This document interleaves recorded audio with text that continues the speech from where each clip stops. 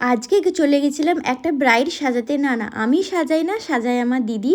তো হঠাৎই আমাকে ফোন করে বলল যে আজকে একটু যেতে পারবি, তো আমার সাজানো আছে। তো আমি আর না বলে কী করে, আমার এসব ভালোই লাগে, সেজন্য 3 পিস কোটটা পরে বেরিয়ে পড়লাম। সাথে নিয়ে নিয়েছি আমার লাইটটাও। তো এটা ভীষণ কাজে দিয়েছে জানো তো, ওখানে এত লাইট কম ছিল।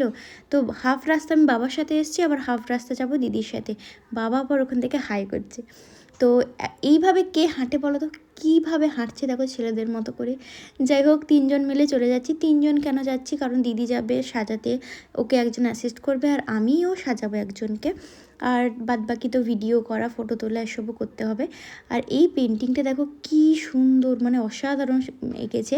যার বিয়ে আজকে, ওর বোন ঝি এঁকেছে, ভীষণই ভালো ওর হাতের কাজ। একটু পরেই ওকে আমি দেখাবো, যাকে আমি সাজাবো ও।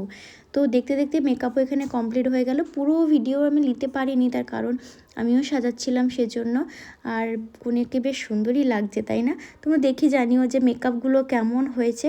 আর আমি যাকে সাজিয়েছি সেটা হলো এর হাতের কাজের কথা বলছিলাম, ভীষণ সুন্দর। আর ওর শাড়ি ড্রাপিং থেকেও সাজানো সবটা আমি করেছি। কিছুই নেবে না, এটা দিও না, ওটা দিও না, সেটা দিও না করেই চলেছে। একদম সিম্পলের ওপরে সাজতে চেয়েছিল, ওভাবেই সাজিয়ে দিয়েছি আমি। আর এখন বাড়ি যাওয়ার পালা, সব কিছু ডান। তো দুটো মেকআপ কেমন হয়েছে অবশ্যই জানিও। আমি সাজাতে ওই টুকিটাকি পারি আর কি আজকে।